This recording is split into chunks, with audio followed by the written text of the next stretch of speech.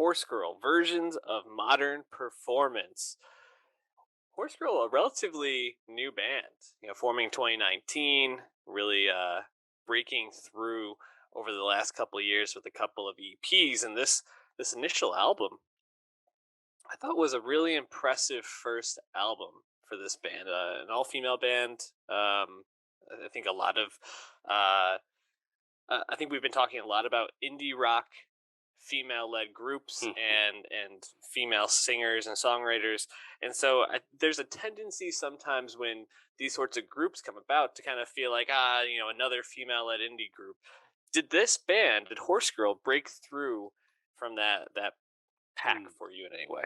Yeah, that's a great question because, as you said, women run indie rock. It's just a fact. And Horse Girl, this is their first release debut album on Matador Records, a record label that is home to many of the largest female faces in modern day indie rock. So it makes sense that that's where your mind goes. But yeah, I think they're interesting because their influences are evident, but they're much more in the past, and I think different than a lot of the other female faces we talk about in indie rock these days. This trio though, Nora Chang, Penelope Lovestein, and Gigi Reese, they're super young. They're all 18 or 19. They're Hmm. all college freshmen slash I think one of them's a high school senior. Like they're very young, but they're super into like 80s and 90s indie and punk and Yeah. stuff, and it's pretty cool to see a new act like such as this because again like that the EP from 2020 was only 3 songs, so they haven't put out a lot of music yet because they're so young. But it's so cool to see such obvious and loving homage to some stuff of the past. I think a lot of the reviews have talked about Pavement as an obvious Yeah. influence, and the band themselves have talked about their love of the band. So that I guess that makes plenty of sense. But yeah, no, I thought it was pretty interesting to hear something so pretty fully forward. I think the word I've been seeing thrown around a lot is confident. A confident debut from a new band. Yeah, I think confident is a good word for it. It fully forms another good way to describe it. I think what really stood out to me with their sound was there was a lot of similarity, from song to song.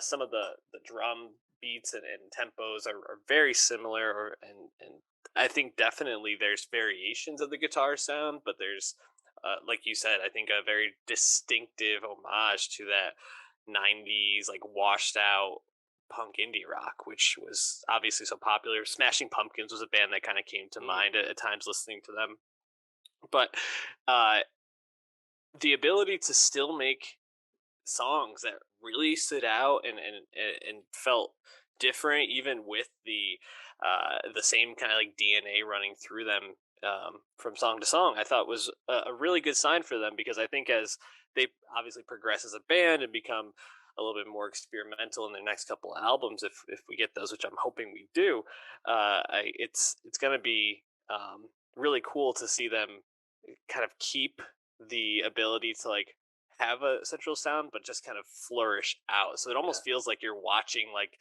something bloom, right? And the bloom is just starting and it's still kind of like compact, and we're just excited to see where they go. And I think the album really starts off right from the rip with some great Mm, songs. I think those first three, Anti-Glory, Beautiful Song, and Live and Ski, were probably three of the highlights for me on this. And then there's a couple down in the second half that I really liked as well. But I think Anti Glory just, those drums catch you right away, right? yeah. They're just kind of whirring around you.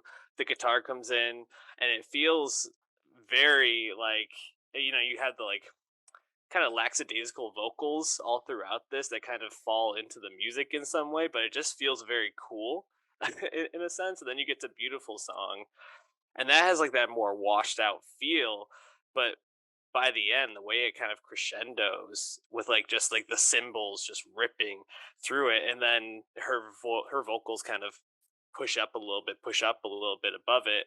I think it's just a really really well crafted song, and it really impressive first start to the album. Yeah, I like Anti Glory a lot as well.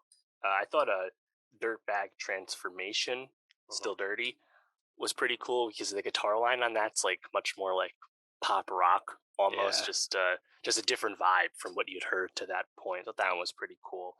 And like normally, like this is not like my cup of tea. This kind of more lackadaisical vocals, more Mhm. penchant to like washed out production. But I think just the way it's all kind of packaged together, I still enjoyed it. I also really liked at the end there Billy, which is a single from several months Yeah. ago. That one, I mean, the drums are really evident on that one, and then it's just kind of like a jam. Honestly, that song that was really nice. Yeah, I really like those last two songs. Homage to Birdnoculars, which they have some really funny names on here. They have a song called "The Fall of Horsegirl," which is just an instrumental, but I just thought that was really funny. And then "The Guitar Is Dead 3," which I thought was also pretty funny, especially Mm. because it's all piano, and then the next two songs have like this pretty distinctive guitar line in it. But yeah, I agree. What I really liked about those last two, what stood out to me, was the way that they use the vocalist, that voice that kind of falls into the music in a sense, with some talking parts underneath it, just to kind of like it kind of like almost like raises the vocals above each other, but also like together in a sense, and it gives that like sly cool feeling that I think they're going for on this. And they have a music video for I believe it's burden no, sorry, dirtbag transformation, where it's just like it looks like they just shot it themselves, right? It's like them in like this like dressed up, like they're playing dress up at their mom's house almost, and then like doing like a talent show. And it just kind of is like this handheld going back and forth, very shaky thing, and it looks really like indie and cool. And so I really appreciate that like throwback feel that they have to a lot of this. It really Mhm. was like welcoming, like you said, to hear something like this. Yeah, one last note too. I was not aware of this at all, but evidently, Horse Girl is the most high profile of a burgeoning uh, indie rock scene, specifically in Chicago, where Horse Girl is from.